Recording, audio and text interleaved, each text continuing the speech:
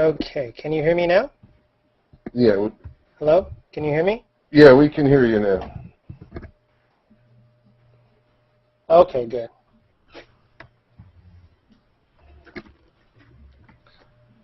Okay, great. So like I was saying, sorry about the audio situation.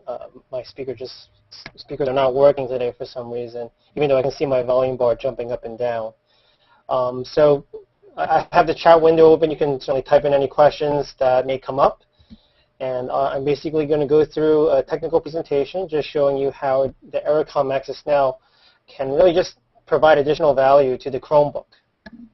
If you have any questions, just again, please jump in and just type that in, and I'll answer them as we go. We'll just have to repeat the questions as they get typed in this way. So I'm just going to start off with a couple slides just to give you some background information. Ericom basically has created technology based on HTML5. Obviously, it can work on any HTML5 browser, and specifically with Chromebooks as well. And the real value add here is that you have a Chromebook. It's a great lightweight device, long battery life, but it's really designed for web access. And there's certain things that you just can't do with that type of device. And so our goal here is to provide a technology, an access technology that can enhance the value of that Chromebook, so you can not only access applications and desktops, but even other websites that may have Java or Silverlight, or just a specific application running on it that may be designed for a different type of web browser.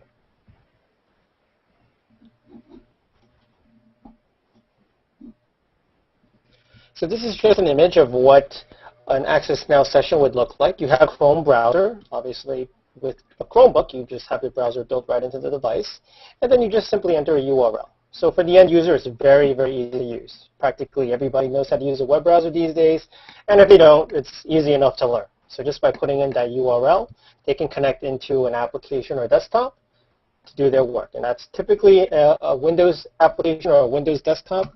We are based on RD, but this type of access is designed to really give ubiquitous access to your Windows applications and desktops from really any device, any Chromebook, but really from any browser as well.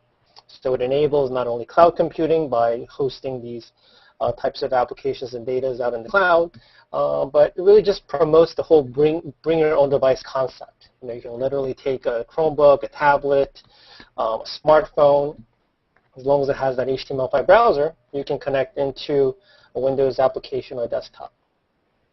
And if you're piloting a certain application, it's also very easy to use this technology to deploy that application, because now you don't have to install that application potentially on every user's device. You just put it on one server, give one URL, and now any user can connect to that URL to that new application. But really, we see a lot of synergies with Chromebooks because, again, a Chromebook has a certain use case, but really how do you get people to adopt Chromebooks and to really make that a more mainstream type of device? So, our goal in developing this technology is to really kind of look at the Chromebook as a primary device where this technology is going to be utilized on. So it's designed to kind of bridge that transition from your web-based and cloud-based applications, and yet provide Windows access, because it's not something that you can get away from overnight. So just by providing that Windows connectivity so that users have access to both their web-based documents and applications, as well as their legacy Windows applications, it makes that transition a lot smoother. They can go back and forth, and that learning curve becomes much more manageable. The AccessNow technology, because it is web-based, also has an API. It's very easy to customize. We can actually enable single sign-on. We've actually developed a solution for a customer where a user can go into their Gmail, click on an XLS file that someone might have sent them from Outlook, and then have that XLS file open up an AccessNow Windows session to Microsoft Excel. Okay, that XLS file, you typically want it opened up in a native Microsoft application. Perhaps there's a macro or something that's specific to Windows. And this, again, just kind of provides that ability within that Chromebook to connect to these types of applications and documents. We have also added functionality to support keys that are not on the Chrome keyboard. Like, it's not a typical PC keyboard, so there's certain keys that you typically need to use to interact with your Windows session.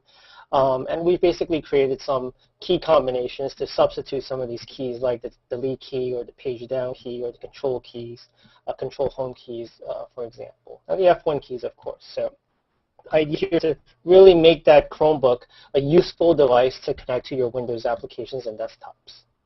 Now this week, we've just released AccessNow 2.0. We've added printing support as well as file transfer support.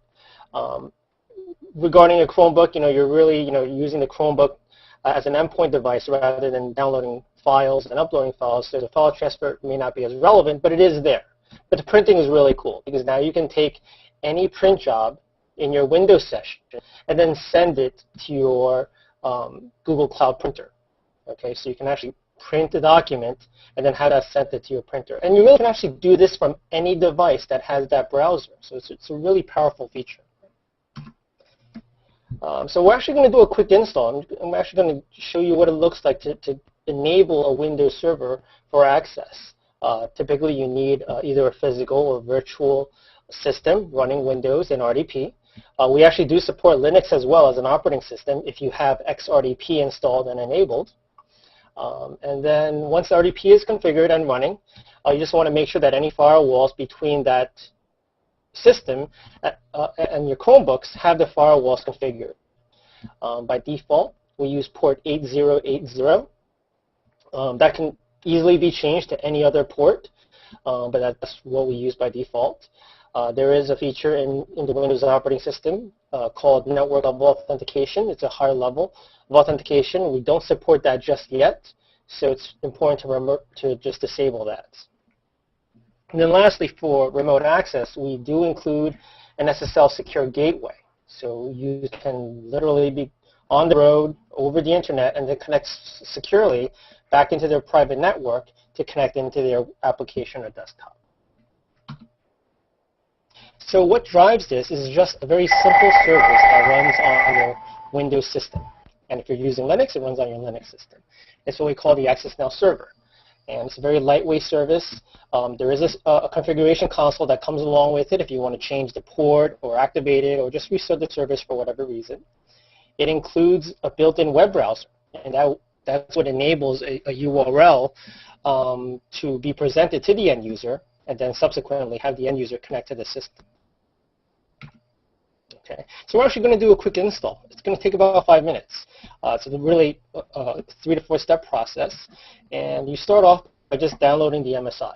So here I have a Windows server. It's just a generic Windows server, nothing too fancy. I haven't really installed any applications on it. But I have downloaded my AccessNow MSI off the website. And I'll just go ahead and run that MSI. I've already read these agreements 100 times, so I'm just going to skip through them. It's really just a matter of clicking next. And because it's an MSI, you can actually deploy this very easily. You can deploy it silently so that it can be pushed out to various desktops and terminal servers without users even realizing that it's there. It runs as a silent service and really does not require any intervention or maintenance. So once it's there, it'll show up in the program list. And at that point, we can pull up our Chromebook or Chrome browser and try to connect to it.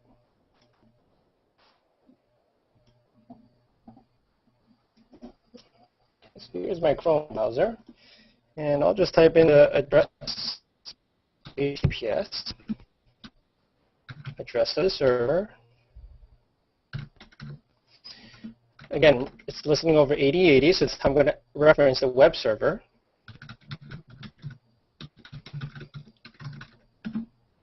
And this brings me to that launch page. It's basically a page where you can enter certain parameters as well as your credentials in order to log into that system. And this being a web page, again, it is very easy to customize. You can put in your own logo, really change the look and feel of this to make it your own. You can hide as many of these fields as you want. And you would hide it if you wanted to, let's say, pre-populate it and then prevent users from changing the settings. So let's say you always wanted them to connect to a specific server, and you don't want them to have the ability to connect anywhere else.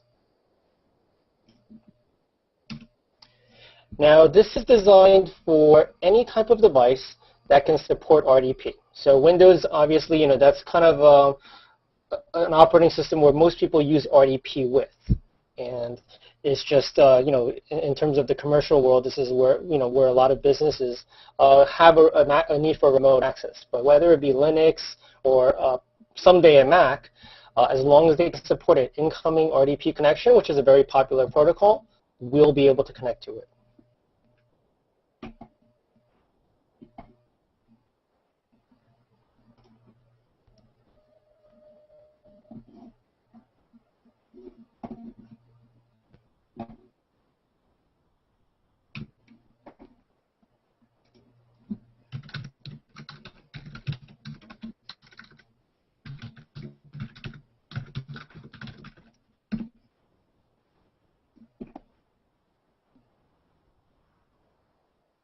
Okay, I'm just going to type in that URL to reference the server.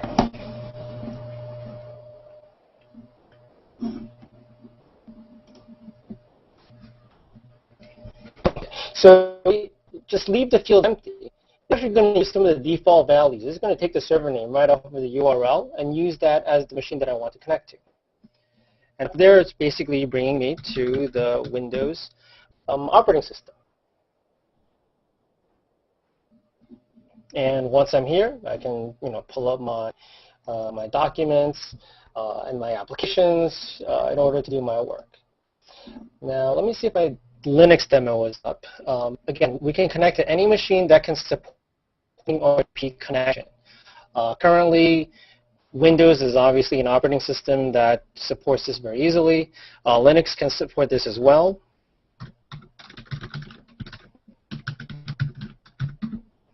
Macs, it's certainly in progress. It's not in a state where it's, let's say, commercially viable.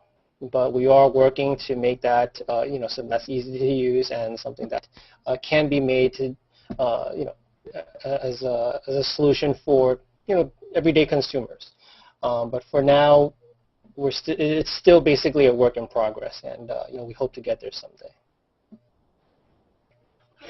So this is just a Linux system. Because you have an open office here. It has XRDP enabled. It's something you can download for free and enable on your desktop. And then you install our small AccessNow service onto that operating system.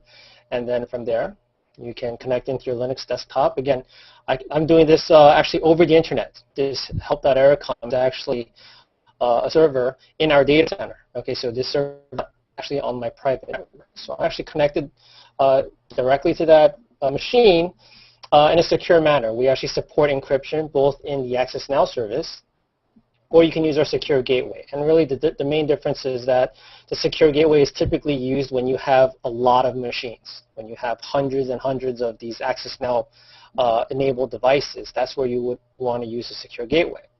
But if I'm just trying to connect to my Windows machine back at home in my apartment, I don't need a secure gateway. I can simply install the AccessNow service like we've done over here. And then this also has built-in SSL encryption. So I just simply enable that encryption.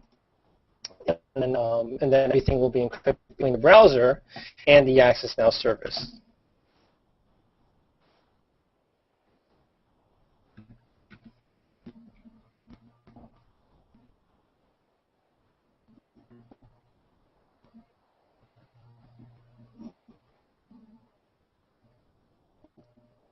Okay, so this is the encryption setting. So if I'm connecting remotely and I'm not using the secure gateway, I definitely want to make sure this setting is checked because it'll do an end-to-end encryption between this web browser to the AccessNow service on the desktop.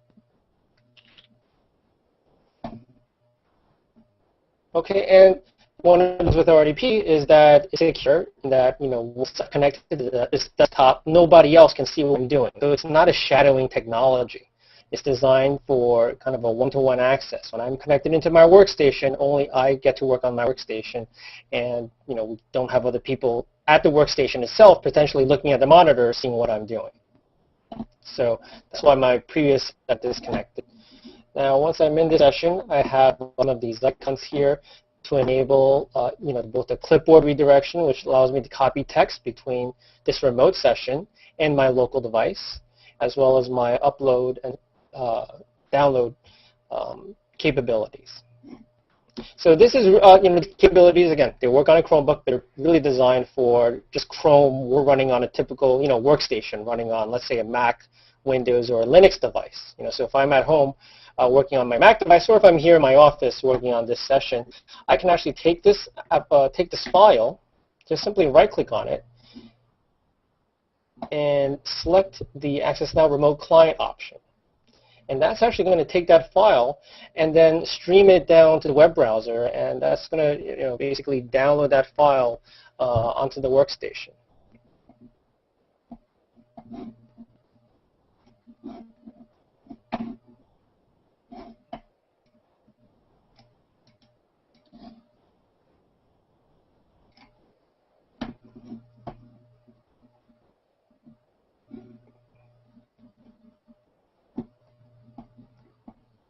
Okay, so here's the file. You can see that it's just like downloading a file in your web browser, and then that file gets placed into the web browser's downloads folder.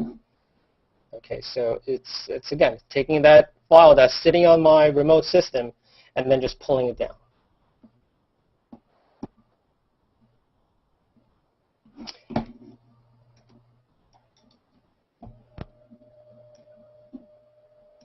Now, if I wanted to print a file, again, I can be working on my Chromebook or it's running Chrome. Stop this image here. This can be an image, or it could be a 50-page Word document, or 100-page Google Doc file. I simply just generate the file by going to the print operation, and then selecting the Access Now printer that would be inserted into the session. Okay, so I have this Access Now printer, which really is just a PDF writer. Okay, so it's taking this remote print job and sending it to my local browser. Once the print job is ready, it basically opens up a new tab in my browser, and then that's basically a PDF representation of that print output. And from there, I can either use the browser's Save As function to save it as a PDF, or I can use a print function to obviously print to my printer or print to my Google Cloud printer. So this is, you see that I already saved a couple of these.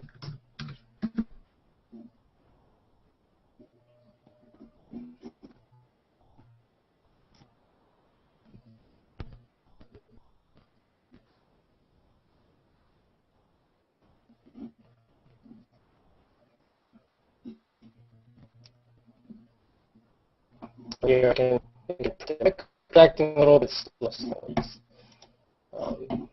just bear with that. Any questions so far?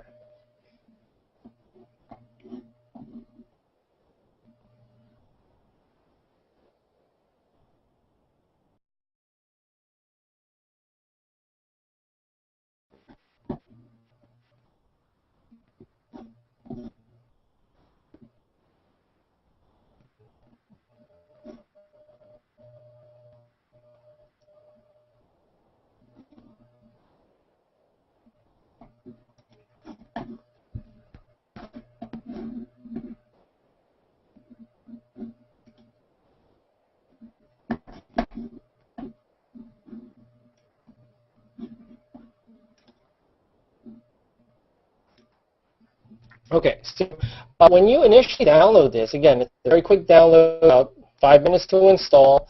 It runs as a 3-day trial. It can be extended if you need additional time to evaluate it, or if you decide to purchase it. It's basically, there's a process to activate. So you get a full-featured application when you download it, but it is a 30-day trial. You can, again, connect to your RDP host, like we like to call it, because that host can be practically any operating system. And then, once that's installed, you can use any Chromebook or browser that's based on HTML5 to connect into that operating system. Now, so Warren, to your question, let me just explain. When you're looking at the desktop session, this session really is, it's a HTML representation of an RDP session, which is just display data being transmitted back and forth. So there's never any actual application data that's being sent from the AccessNow server to the web browser. Okay, it's really just display data, and that data is completely encrypted. Okay, so that this data is encrypted with SSL, and so all of that is secure. Now, when you open this application on that remote desktop, it's something that's running within the desktop. So it's secure as long as that desktop is secure. So it's not something where we would secure further, because we're concerned about securing the connection in the desktop. And then from there, if you have any other security protocols or applications in place, that's up to you. For example, if you have an antivirus, then obviously the antivirus will run within that session. So that's independent from our technology, which is simply the protocol to bring you into the desktop. Okay, so I see Josh's question about some of our competitors. I'm actually not as familiar with InstallFree's offering. These are obviously competitors. Now, one thing to note, Ericom has been in business for 18 years. This is our business, getting users from wherever they are into their applications. Back in '93, it was primarily green screens. These days, it's primarily applications and desktops that are graphical based. So this has always been our business. We feel like we're the leader because we have functionality like clipboard redirection, sound redirection, upload, download. We also work with a lot of connection brokers. So a connection broker is it's a mechanism that basically controls what a user can see. And actually, I was going to get that a little bit later on, but we might have. So and there's things in the protocol that make us the fastest HTML5 protocol out there in the market right now. We're actually borrowing some of the acceleration techniques from one of our other products and integrated it into the AccessNow protocol. So although there are competitors, there's not a competitor out there that works at the scale that we do and has the level of performance that we can provide. There are other vendors like VMware and Citrix that have talked about providing a solution, but we've already been doing this for over a year, and they still haven't had anything out in the market yet where even a tester can use it in a pilot environment. So we will eventually have a solution at some point. We're here today. We have a very stable product that's used by real customers, and it's something that we're obviously very proud of. And we'll continue to enhance functionality. And as HTML5 evolves as a protocol, our technology will also get better.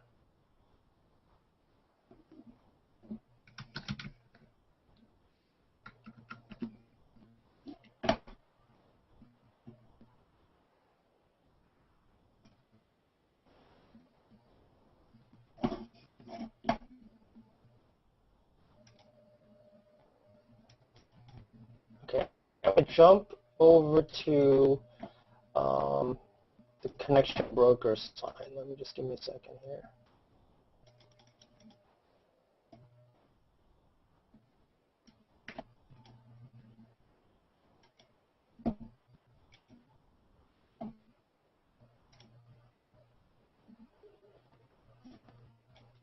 Okay, so I mentioned this connection broker. It's really a management platform that controls who can see what type of resources. Connection brokers out there from all types of vendors. Citrix has XenApp and XenDesktop. VMware obviously has VMware View. AccessNow works both as a standalone direct access from a browser to a device, or we can work with one of these connection brokers. So for example, if a customer is using a VMware View infrastructure to provide connectivity to, let's say, 500 users to maybe 300 desktops, if they have a working VMware View environment on top, it would take about 20 minutes to enable that environment for AccessNow. We would basically install the AccessNow service on their gold image and then install the web components on their View broker.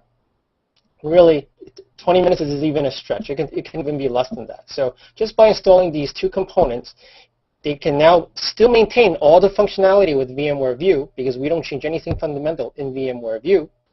but also provide access from a Chromebook or from any HTML5 browser. Okay, so again, a connection broker is typically used when you have a much bigger environment.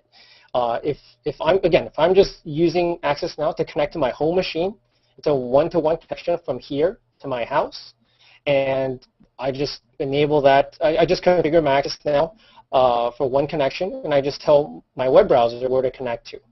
And with that, I don't really need a connection broker because it doesn't tell me. I don't need access to really more than one resource.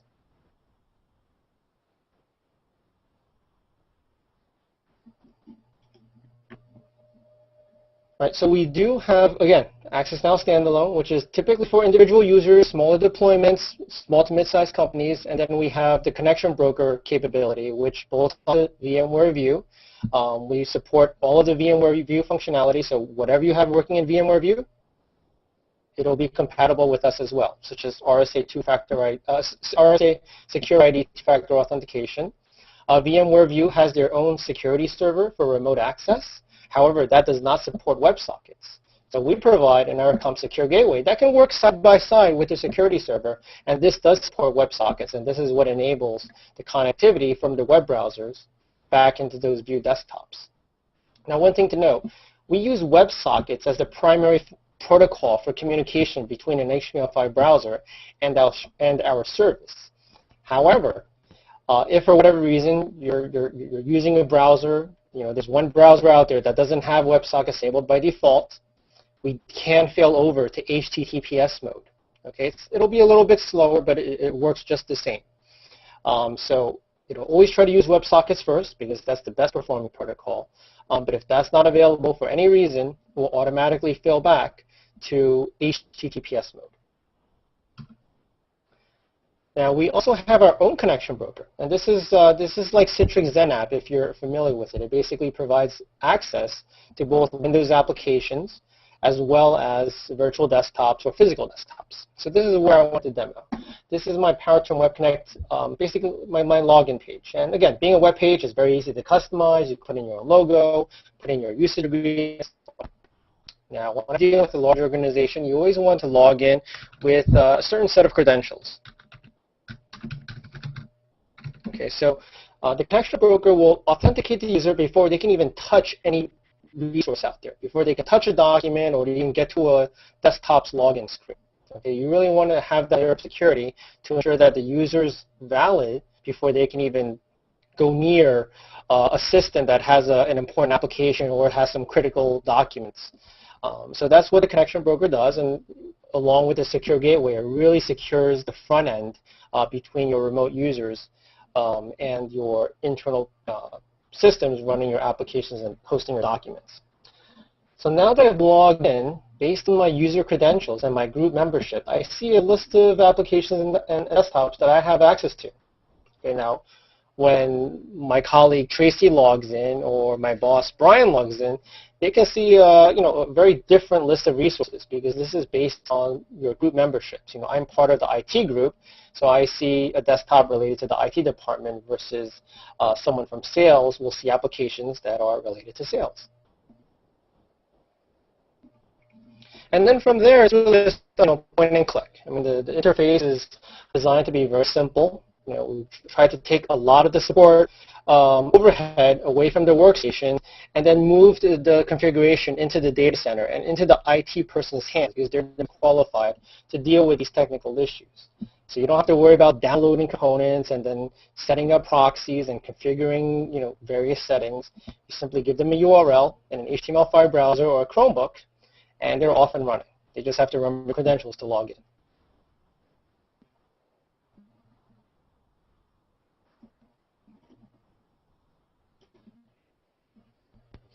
Okay, so this is, again, it's a fully broken environment. It's designed for the enterprise. It's designed to handle hundreds and thousands of users all connecting in at the same time. It's fully redundant.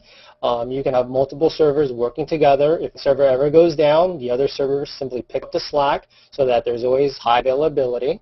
And because it's very easy to use, it kind of promotes that business continuity concept. Users can work in the office. They can go home, connect back into their desktop, continue what they were doing. if it happens to have a big snowstorm the next day, they could just continue working from home. And because this is just so easy to use, they can take their Chromebook, really go from anywhere, even use the 3G to just log back into the URL and then resume doing, working with their applications and their documents.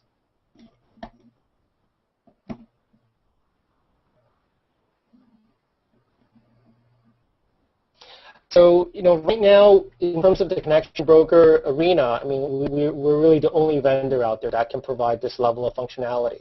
Obviously, VMware View is a proven broker. We have a bolt-on if a company decides that they're using VMware View. But if they need Windows and desktop access, then our connection broker really is the solution right now. And AccessNow is really the protocol for HTML5 access because it is a very mature technology and it has a lot of functionality. And it has that secret sauce in terms of performance because we basically use, actually, you can see right here, we have another product called Ericom Blaze that's designed to accelerate the RDP protocol. And we've borrowed some of that technology to incorporate in the AccessNow technology. Thanks, Josh, for joining. Hope to see you again soon. Now, so related to the AccessNow, it's basically an area where we hope to see a lot of growth. Obviously, there's already a lot of interest in Chromebooks. There's a lot of, especially in the educational industry. I was just at FETC a couple months ago, and I mean, the Google booth was just out of control. I mean, there's tons of people asking about Chromebooks. There were both schools already using Chromebooks and then other people who are investigating into it.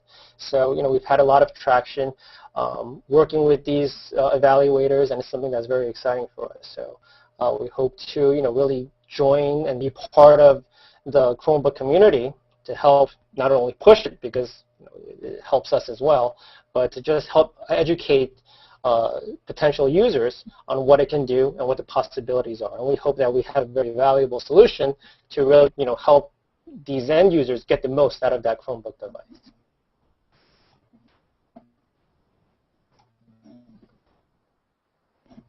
I guess a couple more slides related to connection broker. I just wanted to pull up this diagram just to kind of give you a higher level overview of what it really does. We've talked about Chromebooks, we've talked about HTML5 browsers. Really, again, this has been our business for 18 years. We've always dealt with application and desktop access. And over the years, we started off with fat clients, Windows, Mac, Linux to a certain extent, just providing connectivity for this type of devices. And then when thin clients came along, well, we've created a thin client component to enable those devices to connect into their applications and documents. And throughout years, we now have all these smartphones and tablets. Well, we have a native tablet component that you can also install on your Android and iOS devices.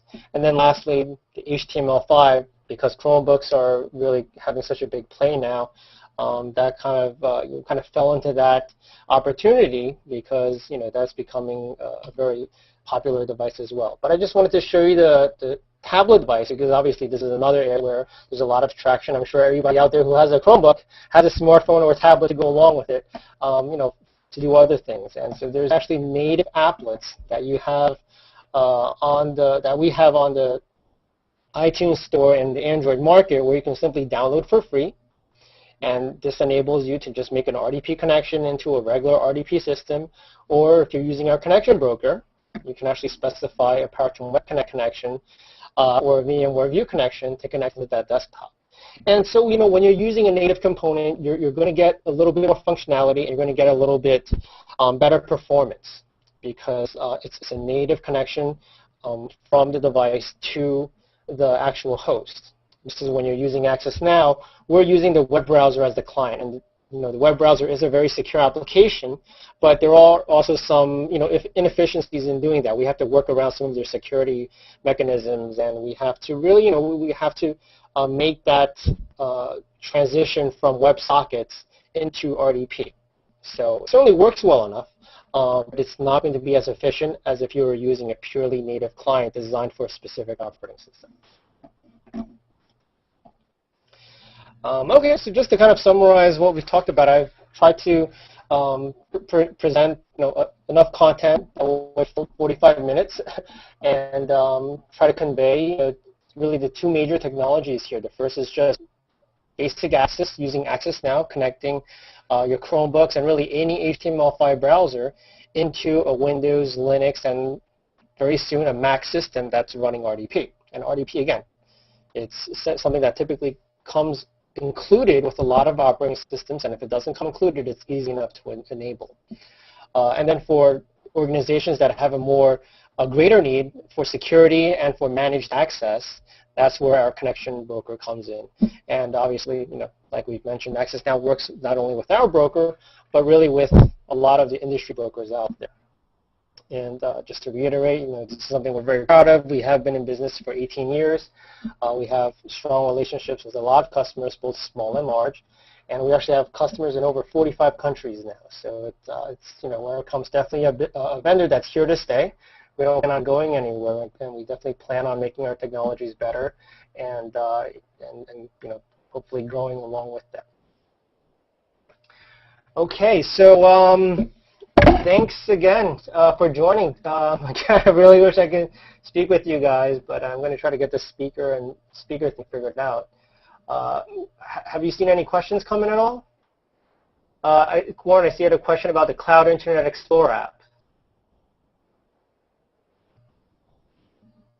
Okay, you've been using Cloud Internet Explorer. You've asked about security. Okay. Okay, good question. Okay, so we have a series of demo servers out in the cloud. Okay, they're actually all hosted on Amazon. Most of them are hosted on Amazon. They don't tell me what they're actually running on a day-to-day basis, but I know a bunch of them are on Amazon. We basically just created a very isolated environment that runs IE, Internet Explorer. And the idea here is to give users basically an interface to run IE, to launch certain applications and launch certain Java applets that normally wouldn't run in a Chromebook. And it's something you can certainly recommend and use, but it is a public server. So it's locked down. That server gets reset, I think, either on a daily basis or every other day. Sometimes people will mess with the settings, and so it's not something that you can use really for, let's say, sensitive matters or private use. But it's something that you can certainly use on a daily basis, but just be aware that it's a public server and then other people could have access to certain applications. If you decide to publish your own IE on your own terminal server, then you can certainly lock that down very strong so that nobody can access this. And that's something that you can just set up in your private network.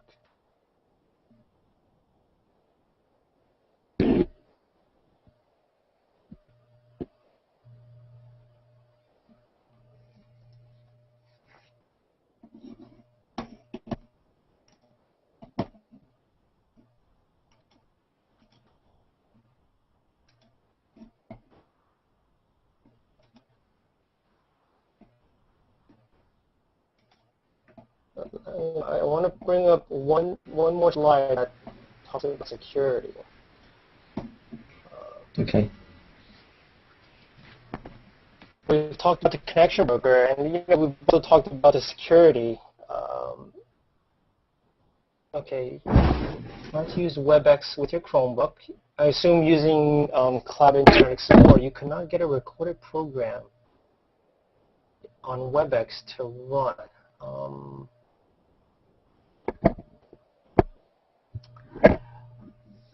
I'm not sure what a WebEx recording requires. I think there's actually, I was actually just playing with this earlier. I think it doesn't necessarily play in your browser. I think there's an actual application that I need to run to access a WebEx recording. Let me just show you what I got here. So when you create a WebEx recording, I'm just not too on how the recording works, but I know typically I get a WebEx recording that I can download, and I would basically use an application that I download from WebEx view the recording. So, for example, there's this WebEx player here that you would open up a WRF file to play that recording back. Our demo servers are locked down to prevent the downloading of any application, whether that be a friendly application or obviously a malicious application, because the last thing we want is having all types of spyware loaded on that. So although you can access any website and certainly use it for WebEx, it is very limited in terms of what types of applications you can run. Now, if they have a Java version of this player, then I would think that could run, from a web browser, but you wouldn't be able to actually install a native application in that demo environment. So just be aware of that. Okay, but just going back to the security aspect, we've talked about encryption. AccessNow has a level of encryption built in. I've touched on the secure gateway. All of our largest customers are using the secure gateway, because it's basically one reverse proxy that sits in your DMZ and can basically relay hundreds, if not thousands, of connections between end users and your internal, servers that are running your applications and hosting your documents. So it provides that very important layer of security and an additional layer of authentication if you really need it. And it's really there to safeguard your service from direct access from anybody on the internet.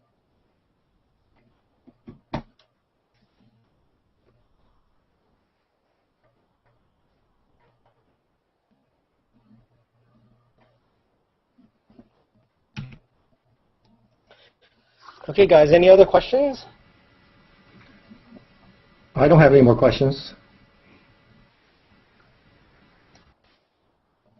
Well, you have my email address. We're all in the same circle, and if you have anything that comes along, by all means, pass that over to me. I'll be happy to take a look at that. And if you think that this Hangout is useful, I'd be more than happy to do more of these, with different audiences or whatever makes sense. Just let me know how I can help. So, thanks again. Thanks for your time. And, nice seeing both of you, and I'll hope to talk to you soon. Okay, I'm going to sign off now.